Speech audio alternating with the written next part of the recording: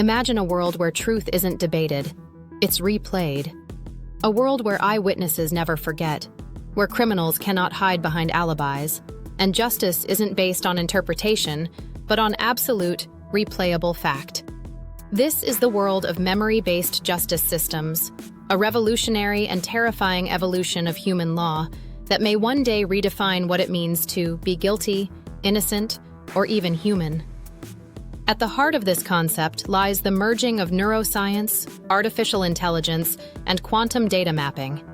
Technologies capable of recording, decrypting, and reconstructing human memories with unprecedented precision. Scientists have already mapped the neural correlates of short-term memory and emotional response in living brains. Extend that decades into the future, and you reach a point where every visual, auditory, and sensory experience you've ever had could be stored, extracted, and replayed like a digital file. Imagine courtrooms where holographic projections of a suspect's memories are played before jurors. A witness no longer testifies, their brain does. In such a future, memory retrieval becomes the new forensics. Neural data replaces DNA as the ultimate evidence.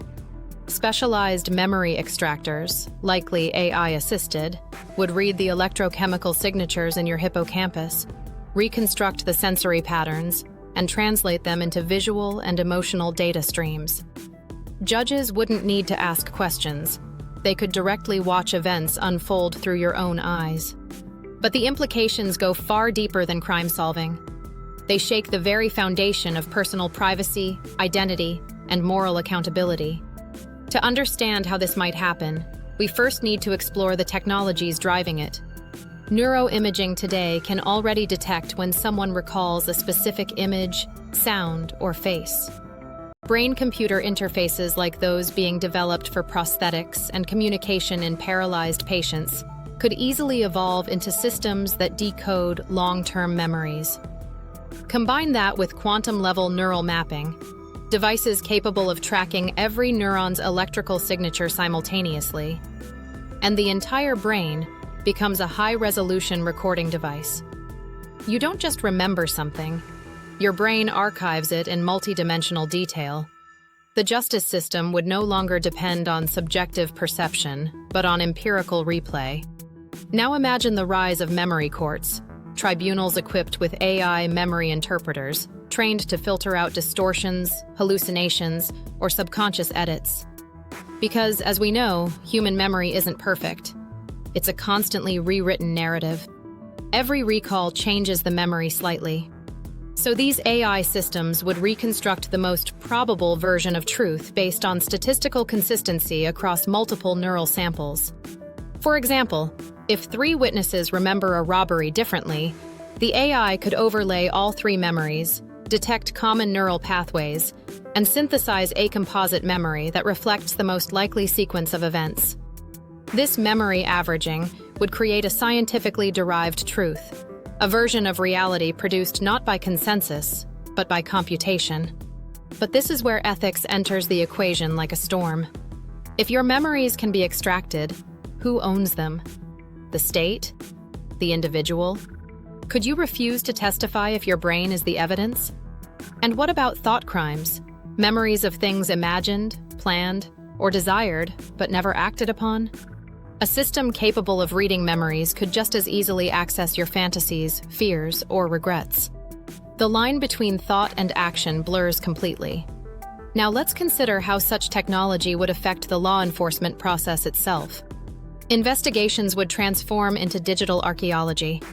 Crime scenes might be reconstructed not from physical evidence, but from the neural echoes of anyone nearby. Police could scan the memories of bystanders, reconstruct the timeline, and isolate key perspectives.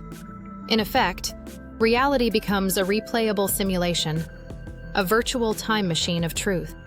There would be no need for confessions. Every suspect could be scanned, their memories analyzed for inconsistencies, and their emotional responses mapped for guilt or innocence. However, this utopia, or dystopia, depends entirely on trust. Memory data could be manipulated. Neural recordings could be forged. Deepfakes wouldn't just exist on screens. They could exist inside your own head. Imagine hackers who specialize in memory tampering, altering recollections to create perfect alibis or to implant false guilt. Memory forensics divisions would emerge, staffed with specialists who verify neural authenticity, using AI to detect temporal irregularities or foreign interference in a person's recollection. The digital signature of your mind would become as important as a fingerprint. In courtrooms of the future, defense lawyers might argue not about the facts of the case, but about the reliability of the memory extraction. Was the neural recording taken under stress? Was the hippocampal scan calibrated properly? Did the AI interpreter introduce bias? Trials could evolve into technical disputes about data integrity rather than moral ones about guilt. Some jurors might trust the memories completely. Others might see them as invasive and unreliable, a high-tech form of coerced confession. Governments would have to create new regulations around memory access. Cognitive search warrants could authorize temporary access to specific time periods in a person's life. Citizens might be allowed to encrypt or erase parts of their memories to protect their privacy. But what if that encryption itself becomes a sign of guilt? What if refusing to share your memories is seen as obstruction of justice? Society would face a paradox. The more we pursue absolute truth, the more we risk dismantling personal freedom. There's also the terrifying possibility of collective memory manipulation. Imagine authoritarian regimes using these systems not just for justice, but for control. They could rewrite or delete collective memories of political events, effectively reshaping history itself. In such a world, evidence isn't just recorded, it's curated. The concept of truth becomes state property. Every generation could inherit a modified version of the past, sculpted by those in power. But not all implications are dark. Memory-based justice could also heal societies fractured by misinformation. Historical injustices, genocides, corruption, human rights abuses, could be verified beyond doubt. Victims could have their memories immortalized as evidence that cannot be denied. Justice would no longer rely on narratives.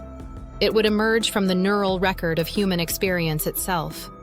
Imagine truth commissions replaying the memories of survivors, preserving them as digital archives of history, preventing denialism forever. Now, think of the industries that would arise around this.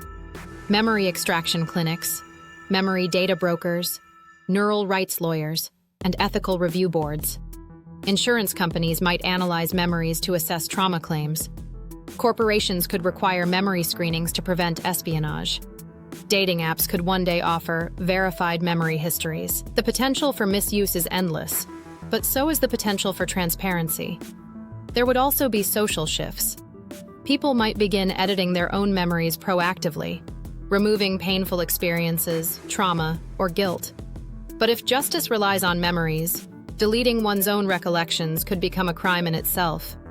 Neural tampering could be viewed as destruction of evidence, a future where your memories are both your property and your liability.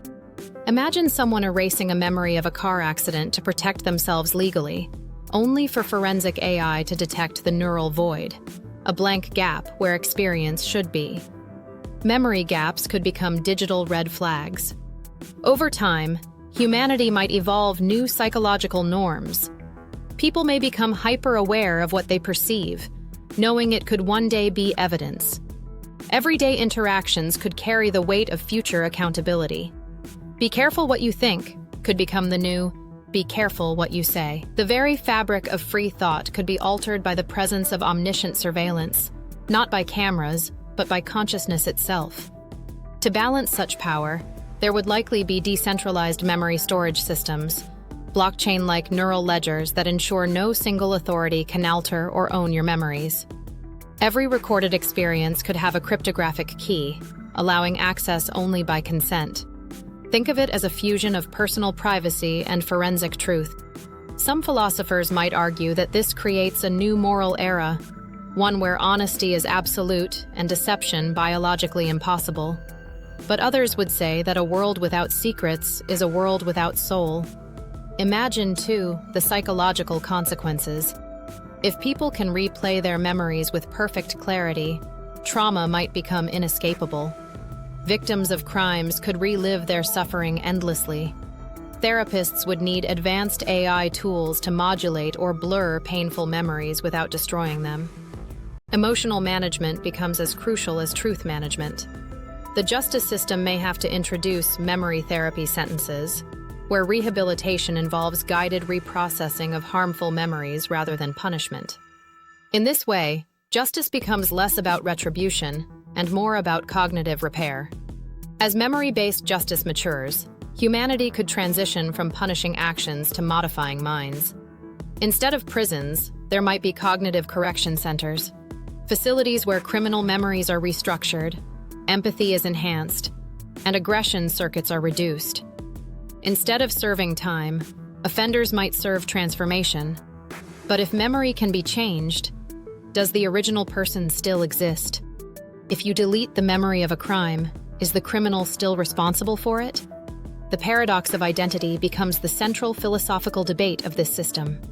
In the far future, these technologies could merge with predictive analytics, AI, that not only reads memories, but forecasts future actions based on neural patterns.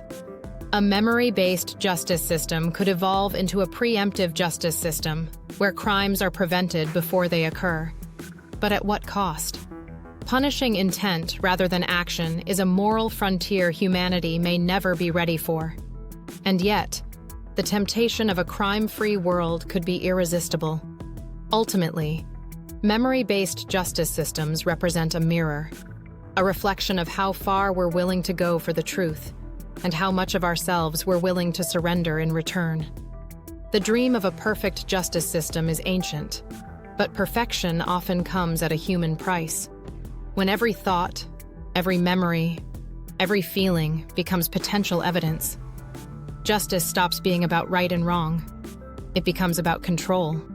And maybe, in the end, the greatest question isn't whether we can build such a system, but whether we should. Because truth without privacy isn't justice, it's exposure. And a civilization that sees everything might one day realize that even the purest truth can destroy what makes us human. So as we move toward this neural future, where memories can speak and minds can testify, we must decide what kind of justice we truly want. One built on perfect knowledge, or one that still allows for mercy, mystery, and the fragile beauty of human imperfection. Hey everyone, if you enjoyed this video, make sure to hit that like button, drop a comment to share your thoughts, and subscribe so you don't miss any of our future uploads. Your support helps this channel grow. Thank you for watching.